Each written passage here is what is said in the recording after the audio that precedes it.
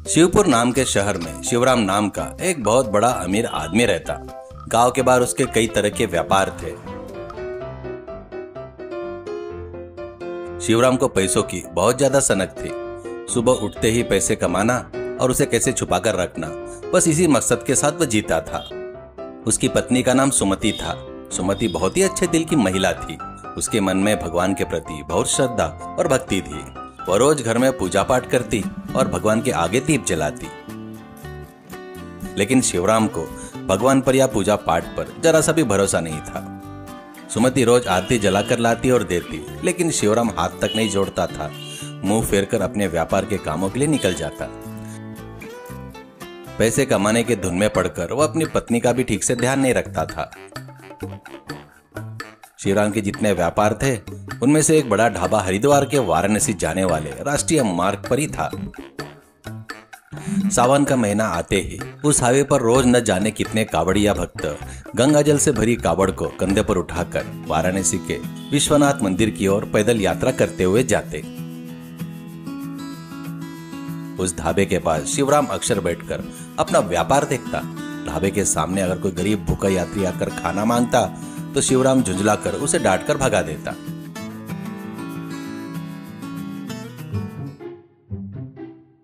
एक दिन जब शिवराम ढाबे के काउंटर पर बैठा था, तभी एक बूढ़ा आदमी आया।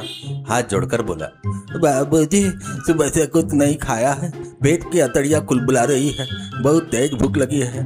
आपके ढाबे में बची हुई कोई रोटी का टुकड़ा, बचा हुआ खाना है तो दे दीजिए बाबूजी, आपको पुण्य मिलेगा। इस बूढ़े की भूख मिटाने वाले बन जाइए बाबूजी। शिवराम गुस्से में काउंटर पर से हाथ पटकते हुए, ए बुड्ढे, यहाँ व्यापार करने का ढाबा है, यहाँ मुफ्त में खाना खिलाने के लिए यहाँ कोई धर्मशाला नहीं चल रही है। तेरे पास पैसे है तो खरीद कर खा, नहीं तो इज्जत से यहाँ से चला जा। तेरे जैसे लोगों को मुफ्त में खाना खिलाता रहूंगा तो मेरा धंधा बर्बाद हो जाएगा, मैं भी तेरी तरह सड़क पर आ जाऊंगा। बूढ़ा आदमी ठंडी सांस भरकर भगवान को प्रणाम करता है और वहां से चला जाता है। ऐसे में एक दिन अचानक शिवराम की पत्नी सुमति बहुत गंभीर बीमारी की चपेट में आ गई। उसे बहुत तेज बुखार आया और कमजोरी के कारण बिस्तर पकड़ ली। शिवराम घबराकर उसने शहर के सबसे महंगे अस्पताल ले गया। अस्पताल में डॉक्टरों ने सुमति की तरह तरह की जांच की। हर तरह की स्कैनिंग, खून की जांच करने के बाद भी उसे कौन सी बीमारी हुई है, उसे कौन सी दवाई देनी है, यह समझ न आने के कारण डॉक्टर बहुत परेशान हो रहे थे। दिन ब दिन सुमति की तबीयत बिगड़ती चली जा रही थी। उसका पूरा शरीर ढल गया था।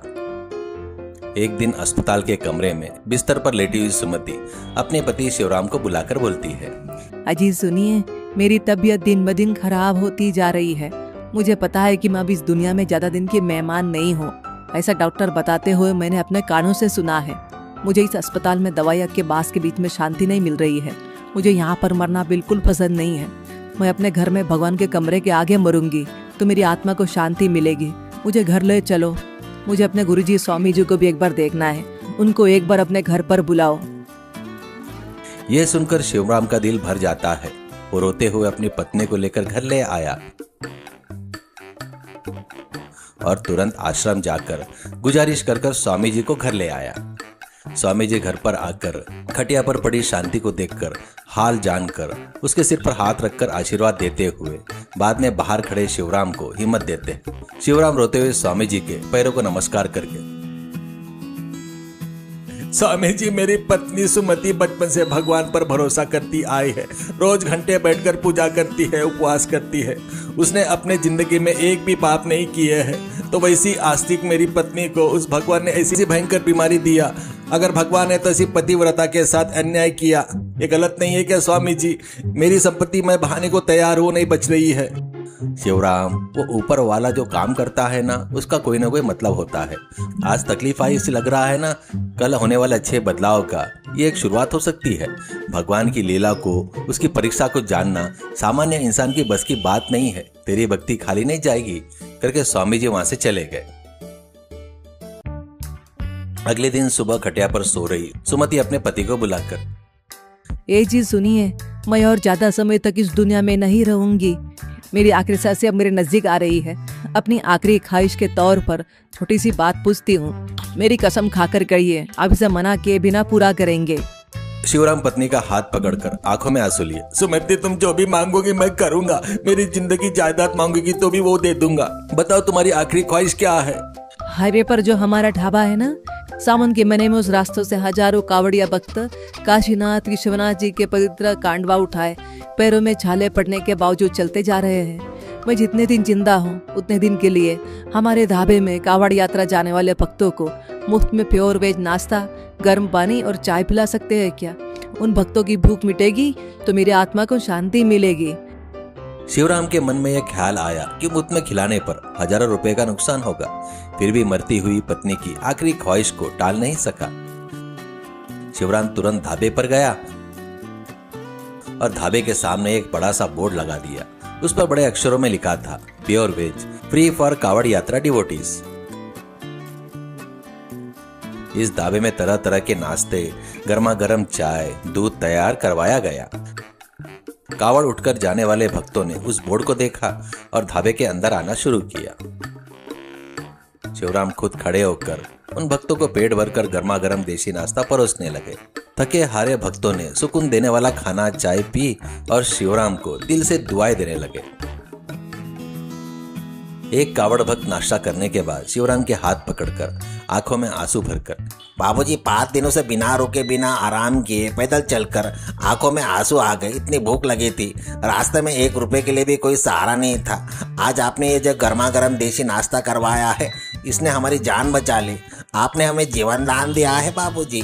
आपको और आपके परिवार को वह काशी विश्वनाथ हमेशा खुश रखेगा। आपके ऊपर पहाड़ों जैसा संकट भी आया ना, वो टल जाएगा। आपका घर हमेशा धन धान्य और अष्ट ऐश्वर्य से भरा रहेगा। भक्तों की ऐसी सच्ची दुआएं जब शिवराम के कानों में पड़ती है तो उसके दिल में एक अजीब सी शांति और असीम संतोष का एहसास होने लगा, जैसे पहले कभी हुआ ही नहीं।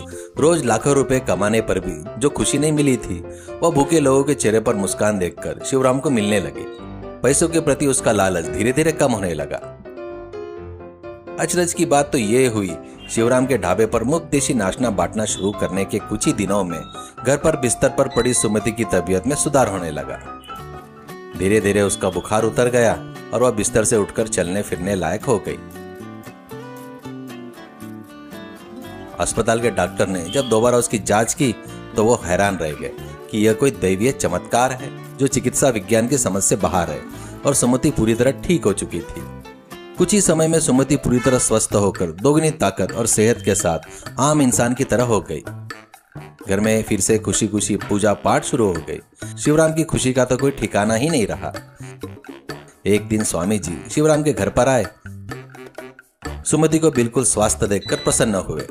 शिवराम ने स्वामी जी के चरणों का प्रणाम किया और कहा, स्वामी जी, मैं शुरुआत में भगवान को नहीं मानता था, लेकिन उनकी कृपा से आज मेरी पत्नी वापस मिल गई। उस दिन मैंने आपसे पूछा था ना कि भगवान ने मेरी पत्नी को इतनी भयानक बीमारी क्यों दी है। असल में वो बीमारी क्या थी, क्यों आई थी, कैसे आई थी, ये मुझे आज तक पूरी तरह समझ में नहीं आया स्वामी जी। शिवराम, उस दिन मैंने तुमसे कहा था ना कि ऊपर वाला जो भी करता है उसके पीछे गहरा अर्थ होता है। तुम्हारे अंदर बसे पैसे और लालच को, स्वार्थ को मिटाने के लिए, तुम्हें एक कठोर व्यापारी से दयालु और संवेदनशील इंसान बनाने के लिए भगवान ने तुम्हारी पत्नी को बीमारी के रूप में तुम्हारी परीक्षा ली थी। तुम्हारी पत्नी की इच्छा के रूप में तुम्हें जो मुफ्त अन्नदान किया है, उन कावड़िए भक्तों की दिल से निकली दुआओं ने आज तुम्हारी पत्नी को पुनर्जन्म देकर बचा लिया। भगवान की लीला इसी को कहते हैं शिवराम। शिवराम की आंखों में आंसू आ गए। उसने सच्चे दिल से अपनी गलती मान ली। अजी सुनिए, मेरी बीमारी तो पूरी तरह ठीक हो गई ना, मैं तो अब बिल्कुल ठीक हूँ। तो क्या आप हमारे ढाबे पर कावड़ भक्तों के लिए चल रहा मुफ्त देशी नाश्ता का सेवा कार्य बंद कर दोगे क्या? क्या फिर से पुराने धंधे में लग जाओगे क्या? नहीं सुमति, उस मुफ्त भोजन के सेवा को मैं अपनी जिंदगी में कभी बंद नहीं करूंगा। सिर्फ पैसे जमा करने में कोई खुशी नहीं है। भूखे इंसान के चेहरे पर जो मुस्कान देखने में और उनका पेट भरने में जो असली खुशी है ना, उसमें भगवान बसे है। यह बात मुझे पूरी तरह समझ में आ गई। अब से हमारे ढाबे पर रोज सिर्फ कावड़ियों के लिए नहीं, बल्कि आने जाने वाले भूखे गरीब इंसान के लिए मुफ्त अन्नदान होता रहेगा। यह मेरा वादा है। सुमति ने खुशी से आंसू बहाते हुए भगवान की तस्वीर के आगे माथा टेका। स्वामी जी ने शिवराम को सहर्ष आशीर्वाद दिया। उस दिन से शिवराम अपने ढाबे पर कावड़ यात्रियों के लिए, भक्तों के लिए, साथ साथ रोज आने जाने वाले हर गरीब भूखे इंसान को मुफ्त में खाना खिलाने लगा। उसने पैसों का मोह छोड़ दिया और दया भक्ति वो अपनी पत्नी सुमति के साथ एक खुशहाल जिंदगी बिताने लगा। सीख, स्वार्थ और पैसे के लालच में कमाई गई संपत्ति को कभी मन की शांति नहीं दे सकती। संकट में पड़े और भूखे लोगों की मदद करना ही ईश्वर की सबसे उत्तम पूजा है। दूसरों के चेहरे पर खुशी देखने में ही इंसान की सच्ची तृप्ति और संतोष मिलता है।